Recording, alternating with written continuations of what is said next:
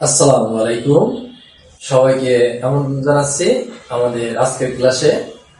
আমাদের আজকের আলোচনার বিষয় মূলদ সংখ্যা ও অমূলদ সংখ্যা। এটা ক্লাস 7 থেকে শুরু করে 9-10 সব ক্লাসে এটা আছে। সবার জন্য এই ক্লাসটা অত্যন্ত গুরুত্বপূর্ণ। তো আমরা এই মূলদ সংখ্যা এবং অমূলদ সংখ্যার এই টপিকটা শুরু করার আগে আমাদেরকে জেনে নিতে হবে পূর্ণ সংখ্যা বা ইন্টিজার এই জিনিসটা কি। তাহলে আমরা জানি যে পূর্ণ হলো মানে যেটাকে আর ভাঙা না, যেটা অখণ্ড, ভাঙা যাবে না, ভগ্নাংশ করা যাবে না। অর্থাৎ যে সংখ্যাটা মানে ভগ্নাংশ নয়, যেটা পূর্ণ পরিপূর্ণ, সেটাই হলো পূর্ণ সংখ্যা। যদি আমরা এরকম কি বলতে পারি, যেমন 0, 1, 2, 3, 4, 5, এই সংখ্যাগুলো পূর্ণ সংখ্যা। এগুলা এরকম না যে 1.5 অথবা 2-1 এরকম টাইপের ভগ্নাংশ নয়। অর্থাৎ এগুলাই পূর্ণ সংখ্যা। অর্থাৎ যে সংখ্যা মানে ভগ্নাংশ সংখ্যা নয়, সেটাই পূর্ণ সংখ্যা। এই পূর্ণ সংখ্যাটা আবার দুই ধরনের। কিরকম, যে একটা সংখ্যা হলো ধনাত্মক, আরেকটা সংখ্যা হলো ঋণাত্মক। তাহলে আমরা যদি দেখি, প্রথমে হলো আমাদের পূর্ণ সংখ্যা। এই পূর্ণ সংখ্যাটা আবার দুই ধরনের। একটা হলো ধনাত্মক, আরেকটা হলো ঋণাত্মক।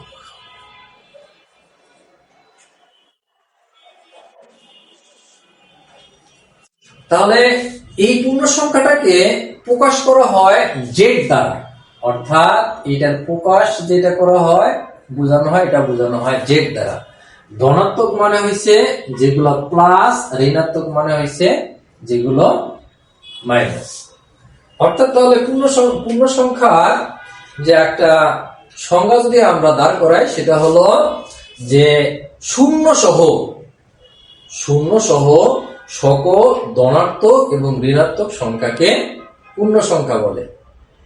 ক্লিয়ার?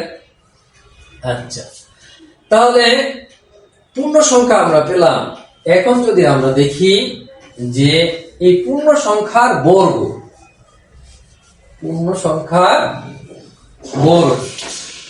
যেমন যদি আমরা লিখি, এটা হলো পূর্ণ সংখ্যা। পূর্ণ সংখ্যাগুলো কি, যে 0, 1, 2, 3, 4, 5, 6, 7, 8, 9, 10। আমরা 10 পর্যন্ত নিয়ে গেলাম। এখন এই সংখ্যাগুলোকে যদি আমরা বর্গ করি, তাহলে আমাদের বর্গ সংখ্যাটা বের হবে কি, বর্গ করলে যেমন 0 যদি আমরা বর্গ করি তাহলে 0ই হয়। 1 কে যদি আমরা বর্গ করি তাহলে 1 কে 1, 2 কে বর্গ করলে 2 দুগুণে 4, 3 কে বর্গ করলে 3 3-এ 9, 4 এর বর্গ হলো 16, 5 এর বর্গ হলো 25, 6 এর বর্গ 36, 7 এর বর্গ হলো 49, 8 এর বর্গ হলো 64, 9 এর বর্গ হলো 81, আর 10 এর বর্গ হলো 100। তাহলে আমরা এখন একটা জিনিস পেলাম, পূর্ণ সংখ্যা আর হলো বর্গ সংখ্যা। সব সংখ্যাকেই বর্গ করা যায়। বর্গ করার পরে আমরা যে সংখ্যাটা পাই, সেই সংখ্যাটাকে বলা হয় পূর্ণ বর্গ সংখ্যা। পূর্ণ বর্গ সংখ্যা। ব্যাপারটা বোঝা গেল যে কোন সংখ্যাকে বর্গ করার পরে যে ফলটা পাওয়া যায়, সেটা হলো পূর্ণবর্গ সংখ্যা। যে আরেকভাবে বলতে পারি, আমরা যে সংখ্যাটাকে আমরা বর্গমূল করলে একটা পূর্ণ সংখ্যা পাই, সেই সংখ্যাটাকে বলা হয় পূর্ণ বর্গ সংখ্যা। যদি আমরা এখানে বলি যে এই শূন্য কি পূর্ণবর্গ সংখ্যা? হ্যাঁ, শূন্য পূর্ণবর্গ সংখ্যা, কারণ শূন্যকে যদি আমরা বর্গমূল করি তাহলে শূন্যই পাই। যে এক কি পূর্ণবর্গ সংখ্যা? এককে বর্গমূল করলে আমরা একই পাই, তাহলে এক পূর্ণবর্গ সংখ্যা। যদি বলি যে দুই কি পূর্ণবর্গ সংখ্যা? না, দুইকে বর্গমূল করলে পূর্ণ সংখ্যা পাওয়া যায় না। এটাকে বর্গমূল করলে আসবে 1.1416 এরকম টাইপের একটা সংখ্যা আসবে। যে তাহলে এটা বর্গ সংখ্যা না। যে সংখ্যার বর্গমূল একটা পূর্ণ সংখ্যা, সেই সংখ্যাটাকে আমরা বলবো পূর্ণ বর্গ সংখ্যা। তাহলে এখন বর্গটা কি? বর্গ কাকে বলে? আর বর্গমূলটাই বা কি?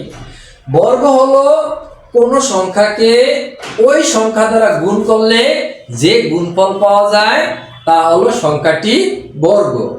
আর ওই সংখ্যাটা হলো গুণফলের বর্গমূল। যে কোন সংখ্যাকে ওই সংখ্যা দ্বারা গুণ করলে যে গুণফল পাওয়া যায় সেটা হলো সংখ্যাটি বর্গ। আর সংখ্যাটি হলো ওই গুণফলের বর্গমূল। যদি আমরা এখানে বলি যে 5, এই 5কে যদি আমরা 5 দ্বারা গুণ করি তাহলে 5 5 25। এই 25 হলো 5 এর বর্গ, অর্থাৎ এই 5 এর বর্গ হলো 25। 5 এর বর্গ হলো 25। আর এই 25 এর বর্গমূল হলো 5, অর্থাৎ এই 25কে যদি আমরা বর্গমূল করি তাহলে আমাদের এটা হবে 5। ব্যাপারটা ক্লিয়ার? আচ্ছা, এখন আমরা পূর্ণ সংখ্যা পাইলাম, বর্গ পাইলাম, বর্গমূল পাইলাম, তাই না? আচ্ছা, এখন বাকি যে সংখ্যাগুলো পূর্ণ বর্গ নয়, তাহলে পূর্ণ বর্গ নয় কি কি? তাহলে আমরা আগে পূর্ণ সংখ্যা লিখি, তারপরে পূর্ণ বর্গ সেটাকে খুঁজে বের করব। আচ্ছা, তাহলে আমাদের এই যে 1 2 3 4 5 6 7 8 9 10 এই সংখ্যাগুলোর মধ্যে কোনগুলো পূর্ণ সংখ্যা আর কোনগুলো পূর্ণ বর্গ সংখ্যা? অর্থাৎ এখানে আমাদের পূর্ণ বর্গ সংখ্যা যেটা আমরা পাইছি 0 1 4 9 16 25 36 49 64 81 100 এই সংখ্যাগুলো কি পূর্ণ বর্গ সংখ্যা। আর শুধু পূর্ণবর্গ সংখ্যা নয়, পূর্ণবর্গ সংখ্যা নয় তাহলে কি? তাহলে আমাদের এখানে 0 এটা হলো পূর্ণ সংখ্যা, 1 পূর্ণ সংখ্যা, 4 পূর্ণ সংখ্যা, তারপরে আমাদের 9 পূর্ণ সংখ্যা। এই সংখ্যাগুলোর মধ্যে এই কটা পূর্ণ সংখ্যা, এগুলো বাদে যে সংখ্যাগুলো আছে এই সংখ্যাগুলোই হলো পূর্ণবর্গ নয়। পূর্ণবর্গ নয় এমন সংখ্যার বর্গমূলগুলোই হলো অমূলদ সংখ্যা। পূর্ণবর্গ নয় এমন সংখ্যার বর্গমূলই হলো অমূলদ সংখ্যা। যেটা পূর্ণবর্গ সংখ্যা হবে তার একক স্থানীয় অঙ্ক হয় 0 হতে হবে, না হয় 1 হতে হবে, না হয় 4 হতে হবে, না হয় 9 হতে হবে, না হয় 6 হতে হবে। মানে অর্থাৎ 0 1 4 5 6 9, 0 1 4 5 6 9 পূর্ণ বর্গ সংখ্যার একক স্থানীয় অঙ্ক হবে যে পূর্ণ বর্গ সংখ্যার একক স্থানীয় অঙ্ক হবে, একক স্থানীয় অঙ্ক হবে যে 0 1 4 5 6 9। এরপরে আসি আমরা বাস্তব সংখ্যা। তাহলে বাস্তব সংখ্যা কয় ধরনের? 2 ধরনের। একটা হলো মূলদ সংখ্যা,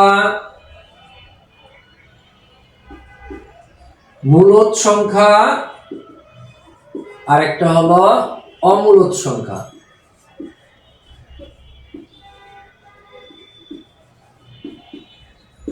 মূলদ সংখ্যা আর অমূলদ সংখ্যা। বাস্তব সংখ্যা এটাকে প্রকাশ করা হয় আর চিহ্ন দ্বারা, আর মূলদ সংখ্যা প্রকাশ করা হয় কিউ চিহ্ন দ্বারা।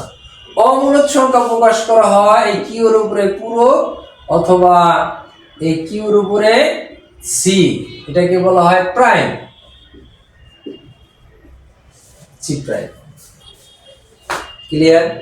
আচ্ছা, তাহলে আমরা এখন মূলদ সংখ্যাগুলো কি আমরা একটু আগে বলেছিলাম যে পূর্ণবর্গ নয়, পূর্ণবর্গ সংখ্যা নয় এমন সংখ্যা বর্গমূলই হলো অমূলদ সংখ্যা।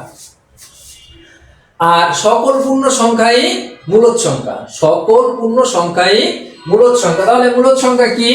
সকল পূর্ণ সংখ্যায় মূলদ সংখ্যা, ভগ্নাংশ সেটাও মূলদ সংখ্যা, দশমিক ভগ্নাংশ কিছু কিছু ক্ষেত্রে মূলদ সংখ্যা, যেটা মানে সসীম ভগ্নাংশের অর্থাৎ দশমিক ভগ্নাংশ যেটা সসীম সেটা হলো মূলদ সংখ্যা।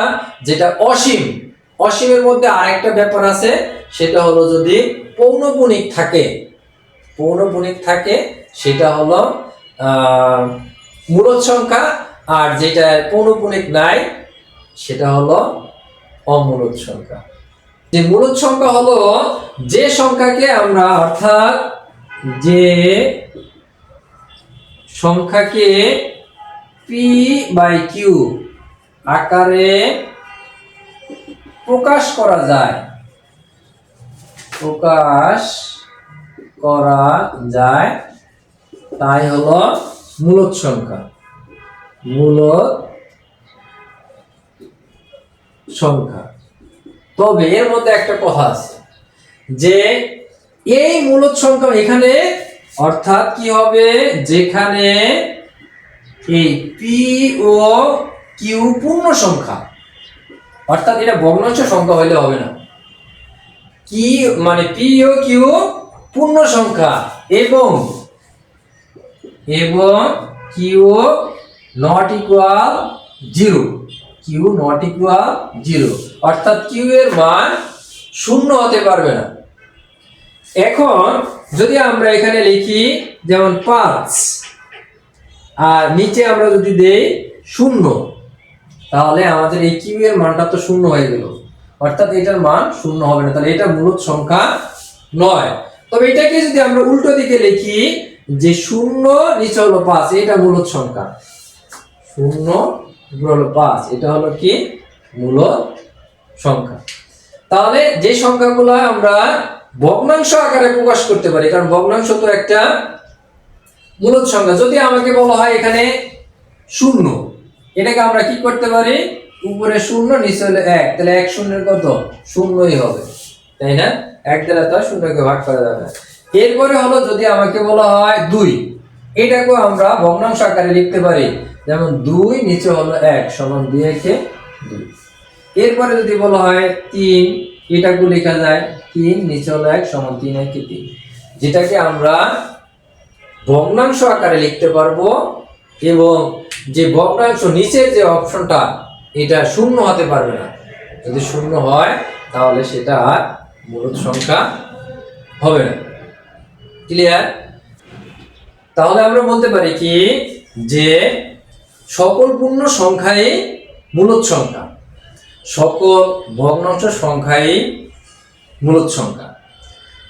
আবার যে সকল দশমিক সংখ্যাকে ভগ্নাংশ আকারে প্রকাশ করা যায় সে সকল সংখ্যা মানে দশমিক সংখ্যা হলো মূলদ সংখ্যা।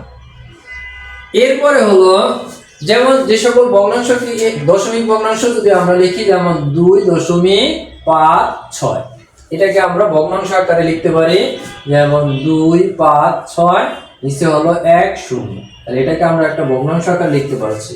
দ্যাট মিন্স এটা কি হলো, এটা হলো মূলদ সংখ্যা। এরপরে যে সকল মানে সসীম মানে আমাদের দশমিক সংখ্যাগুলো কি কি আছে, যে সসীম দশমিক ভগ্নাংশ আর অসীম দশমিক ভগ্নাংশ। এর মধ্যে যদি এরকম একটা থাকে যেমন 2.5373 2 1 5 অর্থাৎ কোন সংখ্যা এটার কোনো শেষ নেই, অসীম। এরপরে তাহলে এইটা মূলদ সংখ্যা হবে না। কিন্তু যদি এরকম থাকে 2.313131 অর্থাৎ ঘুরে ঘুরে আমাদের এই সংখ্যাটি এসেছে, অর্থাৎ 2.31 3 1 পৌনঃপুনিক। ঠিক আছে, অর্থাৎ আমাদের এই সংখ্যাটা হলো মূলদ সংখ্যা।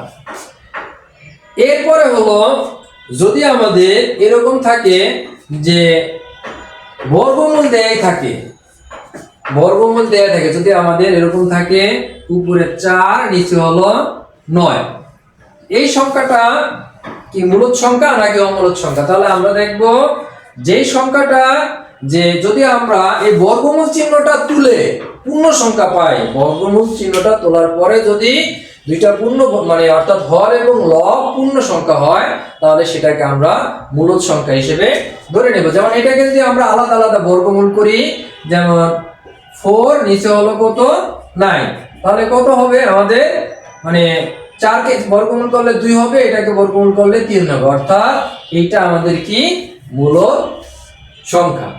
যদি এরকম থাকে বর্গমূল হলো উপরে 2 নিচে হলো 9, এটাকে যদি আমরা আলাদা আলাদা করি তাহলে 2 নিচে হলো কত 9, তাহলে 2 কে তো আমরা বর্গমূল করলে পূর্ণ বর্গ সংখ্যা পাবো না, কারণ আমরা আগেই জেনে এসেছি যে 2 পূর্ণ বর্গ সংখ্যা নয়।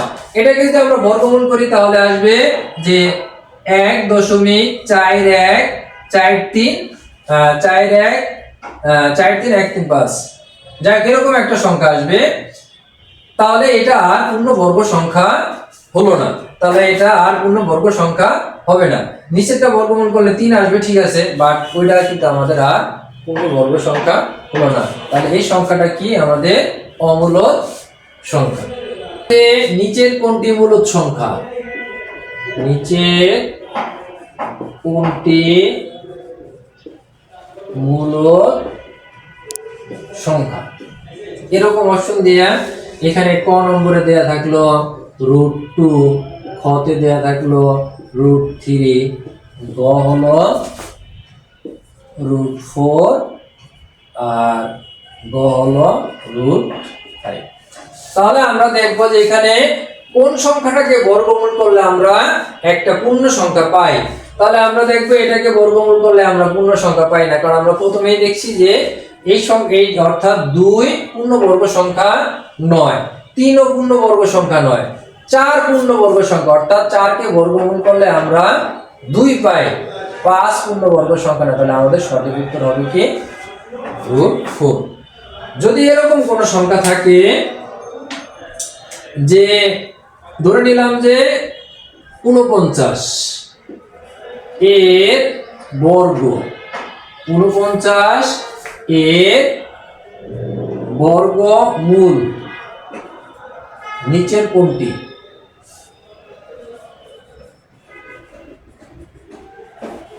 নিচের কোনটি? এখন এটা এরকম যদি কোনো প্রশ্ন থাকে তাহলে আমরা স্বাভাবিকভাবে এটা কি করি যে এর বর্গমূল তো আমরা জানি যে 7, তাহলে আমরা 7 দিয়ে দিই। এটা কি সঠিক হবে? হওয়ার কথা না। কিরকম? সমস্যাটা হলো এই যে বর্গমূল চিহ্নটায়, সমস্যাটা হলো বর্গমূল চিহ্নটায়। আমরা যদি স্বাভাবিকভাবে এখানে লেখা থাকতো যে এই 49 এর বর্গমূল নিচের কোনটি, তাহলে আমরা লিখে দিতাম এক বাক্যে 7, এক বাক্যে আমরা লিখে দিতাম 7। কিন্তু আমাকে বলছে যে এই মানে বর্গমূল 49 এর বর্গমূল কত, অর্থাৎ 49 কে আগে বর্গমূল করতে হবে 7, অর্থাৎ 49 এর বর্গমূল হবে কত 7। এই 7 কে বর্গমূল করতে হবে, 7 কে বর্গমূল করলে যেটা আসে সেটাই হবে সঠিক অ্যান্সার। এই জায়গাটাকে একটু ব্রেনটা খাটাইতে হবে যে আসলে আমাকে প্রশ্নটা কি বলছে। যদি সরাসরি 49 এর বর্গমূল চায় যে 49 এর বর্গমূল কত বা এরকম সংখ্যা দেয়া থাকে এত এর বর্গমূল কত, তাহলে আমরা এক বাক্যে 7 থাকলে 7টাকে আমরা ঠিক চিহ্ন দিব অথবা বৃত্তরা ভরাট করে দিব বা প্রশ্নের সঠিক অ্যান্সারটা দিব। কিন্তু যদি বলা হয় যে এই রুট বা বর্গমূল 49 এর বর্গমূল কত, তাহলে আমাকে কিন্তু এটার বর্গমূলটা প্রথমে বের করতে হবে 7। এই 7 বের করার পরে 7 কে বর্গমূল করতে হবে, 7 কে বর্গমূল করলে যা হয় সেই অ্যান্সারটাকে আমাকে দিতে হবে। ক্লিয়ার? নিচের কোনটি মূলদ সংখ্যা? আমাদের এখানে প্রশ্ন লেখা থাকলো যে নিচের কোনটি মূলদ সংখ্যা? মূলদ সংখ্যা। তাহলে আমরা একটু আগে যেটা পাইছি সকল পূর্ণ সংখ্যাই হলো মূলদ সংখ্যা।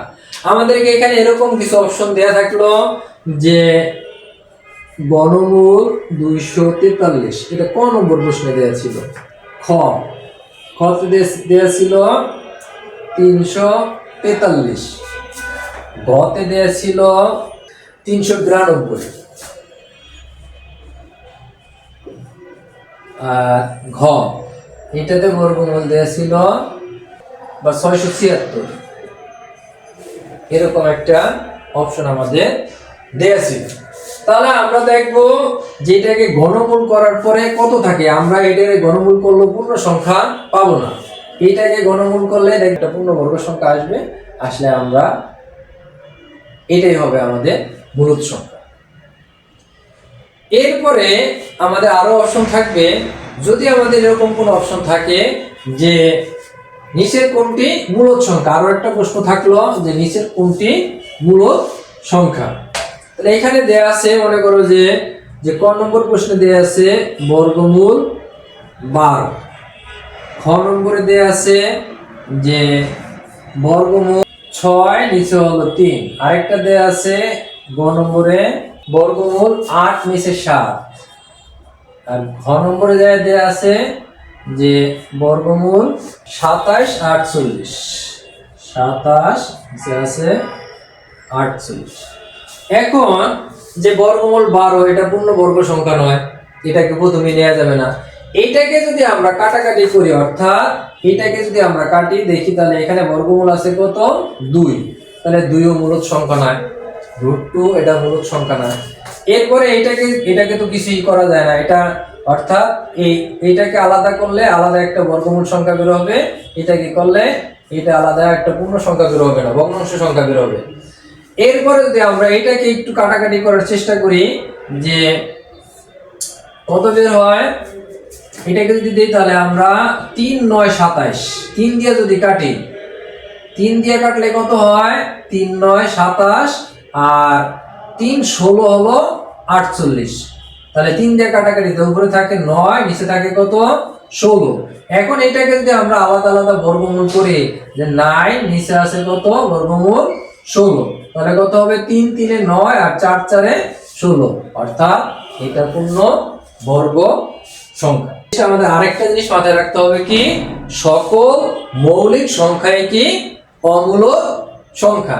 যদি এরকম কোনো প্রশ্ন থাকে যে মনে করো যে পি একটি মৌলিক সংখ্যা, পি একটি মৌলিক সংখ্যা, পি একটি মৌলিক সংখ্যা, তাহলে যদি হয় তাহলে পি মৌলিক সংখ্যা হলে পি এর বর্গমূল, পি এর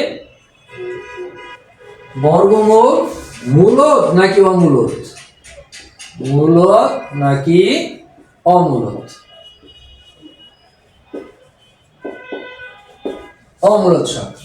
তাহলে আমরা জানি সকল মৌলিক সংখ্যাই হলো কি অমূলদ সংখ্যা।